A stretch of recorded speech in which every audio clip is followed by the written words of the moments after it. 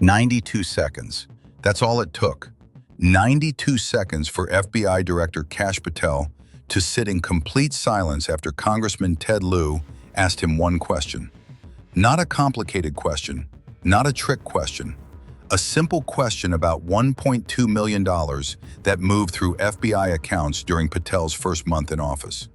Watch what happens when Lieu pulls out that red folder. Watch Patel's face. Watch his lawyers scramble. Watch 92 seconds of silence that just ended his credibility. What Lieu uncovered isn't just about money, it's about who that money protected, where it went, and why Patel is refusing to explain a wire transfer that happened 3 days after he took office. March 25, 2026, House Judiciary Committee.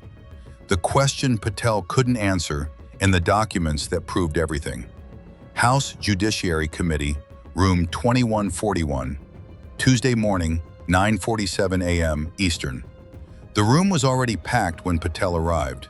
Every seat taken, journalists lined against the back wall, cameras positioned at every angle. But here's what nobody expected.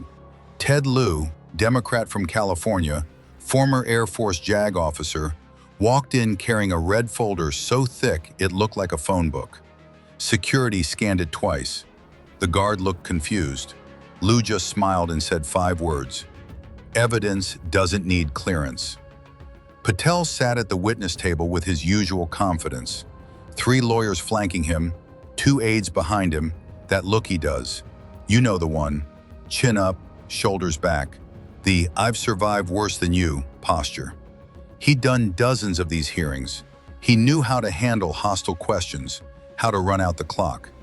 He wasn't prepared for what Lieu brought with him. The first 40 minutes were standard. Other representatives asked questions about FBI budget allocations, counterterrorism priorities, some back and forth about field office staffing. Patel handled it fine, gave his usual non-answers, checked his watch twice, looked almost bored. Then Ted Lieu took the microphone. Director Patel. The room shifted, that electrical charge when everyone suddenly realizes something's about to happen. People sat up straighter, cameras refocused. Even the stenographer looked up from her keyboard.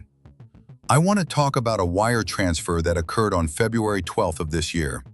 Patel's expression didn't change. He'd heard this before. Anonymous sources, leaked documents, conspiracy theories. He had his standard response ready. Congressman, I'm not aware of any specific transfer that... I'm not asking if you're aware, Lieu interrupted, opening the red folder. I'm telling you what I found. He pulled out a document, holding it up so the cameras could see the FBI seal and classification markings. This folder contains bank records, wire transfer receipts, internal FBI memos, all documenting a payment of $1.2 million that moved through FBI accounts on February 12th, 5 days after you were confirmed as FBI director. He paused. Let that sink in. $1.2 million. 5 days into your tenure, transferred to an account registered under a shell company in Delaware. The room went silent. Not the polite quiet of people waiting for the next sentence. The heavy, thick silence of people who just heard something they can't unhear. Patel leaned forward slightly. Congressman, I categorically reject any characterization of improper financial activity within the FBI. You can reject it all you want, Lieu said, pulling out the first document. This won't change what's written here. He began reading. Document 1. Date, February 12, 2026. Wire Transfer Authorization Form. Origin, FBI Financial Management Division. Destination, account number ending in 9347. Registered owner, LLC named Federal Security Consulting Group. He held it up for the cameras. In this document, your Deputy Assistant Director, a man named Michael Torres, authorizes the immediate transfer of $1.2 million with the notation, confidential settlement, national security matter, executive authorization required. He set the document down. Do you know what settlement this refers to, Director Patel? Patel didn't answer. The response, Lieu continued, came 4 hours later from the FBI press office. The reference transaction involves a confidential legal matter that cannot be disclosed in an open setting. He looked at Patel. $1.2 million, public money, secret recipient, and your office says we're not allowed to ask questions. How does that work in a democracy? One of Patel's lawyers, a woman in her 50s with sharp eyes, leaned over and whispered something. Patel shook his head slightly. No, he was going to handle this himself. Congressman, decisions about settlement payments involve complex legal considerations that... I'm going to stop you right there. Lieu's hand came up. Not aggressive, just a gentle gesture, like he was directing traffic. Complex legal considerations. I've heard that phrase before. Let me show you how complex it got. He pulled out another document. Document 2, February 15th, 3 days after the wire transfer. An internal FBI memo from the Office of General Counsel to all division heads. Subject, confidential settlement documentation. Lieu read from it. Effective immediately, all documents related to settlement agreement NS-02-26 are designated attorney work product and exempt from FOIA requests. He paused. Attorney work product. That's interesting, because attorney work product protects materials prepared in anticipation of litigation. So what litigation was this? Who was being sued? And why is it classified? A murmur went through the room. Journalists typing, committee members exchanging looks. Patel's jaw tightened. Just barely, but it tightened. But it gets worse, Lieu said, because 6 days later, on February 18th, an analyst at the Treasury Department's Financial Crimes Enforcement Network sent an email to their supervisor flagging the transaction. He read, I have reviewed the wire transfer of $1.2 million from FBI to Federal Security Consulting Group. The recipient entity has no employees, no physical address, no business history. This appears to meet the threshold for suspicious activity reporting. Lieu looked up. The supervisor's response, do not file SAR, matter is classified, executive branch directive. He let that land. Director Patel, someone at the very top of government decided that $1.2 million moving to a shell company with no employees and no address wasn't worth investigating. Now I need you to tell me, who made that decision? The comparison was devastating. Treasury analysts are required by law to report suspicious transactions. But someone overruled them. Someone classified it. Someone in the executive branch. And Patel sat there with no answer. Lieu wasn't done. He pulled out a document from a different section of the file, this one with financial spreadsheets attached, bank routing numbers visible even from the gallery. This document was obtained through a federal court order last week. It's the complete transaction history of the account that received your $1.2 million. He opened it. From February 12th to March 3rd, 19 days, this account received 4 separate deposits, $1.2 million from the FBI, $400,000 from something called Transition Security Fund, $850,000 from an entity named Executive Protection Services, and $1.1 million from Presidential Advisory, LLC. Lieu read slowly, letting every word land. Total deposits, $3.55 million. And then on March 4th, all of it, every single dollar, was transferred out to 3 different offshore accounts, one in the Cayman Islands, one in Singapore, one in Switzerland. All 3 accounts registered to trustees whose identities are protected by foreign banking secrecy laws. He looked up. And at the bottom of this final transfer authorization is a notation. Payment in full for confidential settlement, matter closed. He set the paper down.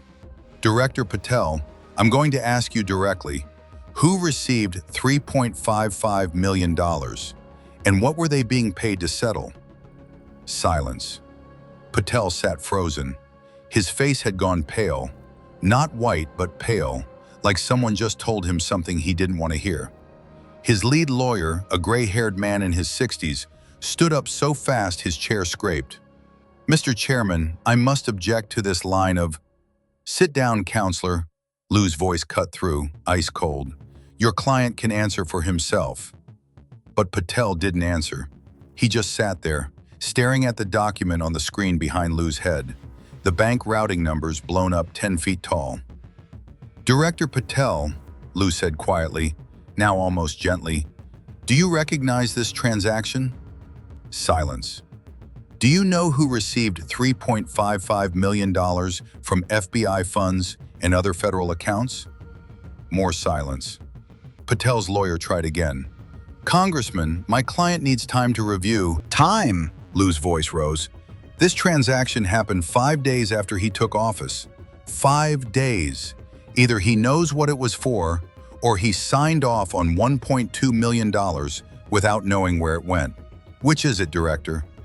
Patel's mouth opened, closed, opened again. No words came out, and then Lieu deployed the final blow. "Let me help you remember," he said, pulling out one more document, "because here's what happened immediately after you authorized that payment." He held up a memo with FBI letterhead. "This is an internal FBI directive dated February 20th, 8 days after the wire transfer. Subject: Case File Closure Protocols. It orders the immediate closure of 17 active investigations with the notation, 'Settled pursuant to executive agreement.'" Lieu's voice got quieter, more dangerous. 17 investigations, closed in 1 day, all marked settled. And the settlement amount? $3.55 million, the exact amount that moved through that shell company account. He looked directly at Patel. "Director, you didn't just authorize one mysterious payment. You shut down 17 federal investigations and paid $3.55 million to make them disappear. So I'm going to ask you one more time. Who received that money, and what were those 17 investigations about?" The room was dead silent. You could hear people breathing. Patel sat there, hands pressed flat on the table, jaw clenched so tight you could see the muscles working. And then, nothing. No answer, no explanation, just silence. Lieu pulled out his phone, tapped the timer app, and set it on the table facing Patel. "I'm going to give you a chance to answer, Director. Take your time." 10 seconds. 20. 30. Patel's lawyers were whispering frantically. Patel shook his head at them. His lips moved slightly, maybe forming words, maybe not. But nothing audible came out. 40 seconds. 50. 60. The timer kept running. The room stayed silent. Cameras zoomed in on Patel's face, the sweat visible now, the color drained, the absolute paralysis of someone who knows there's no good answer. 70 seconds. 80. 90. At exactly 92 seconds, Lieu picked up his phone and stopped the timer. 92 seconds, he said, voice cutting through the silence like a blade. 92 seconds where you could have denied this, could have explained it, could have told us there's some reasonable explanation for why $1.2 million moved to a shell company 5 days after you took office. But you didn't. He gathered his documents. These bank records will be entered into the congressional record today. Every transaction, every routing number, every shell company. The American people will see it with their own eyes. He looked at Patel one last time. "And those 17 investigations you closed? Those case files will be subpoenaed. The truth will come out. Maybe not today, maybe not tomorrow, but it will come out." He stepped back from the microphone. "My time has expired, Mr. Chairman." Within minutes, the internet exploded. Hashtag 92 seconds, trending worldwide. Cable news cutting to emergency coverage. Legal experts debating whether Patel had just admitted to obstruction. 92 seconds. That's all it took for Ted Lieu to expose the money trail. $1.2 million. $3.55 million total. 17 closed investigations. and Kash Patel sitting there in silence with nowhere left to hide.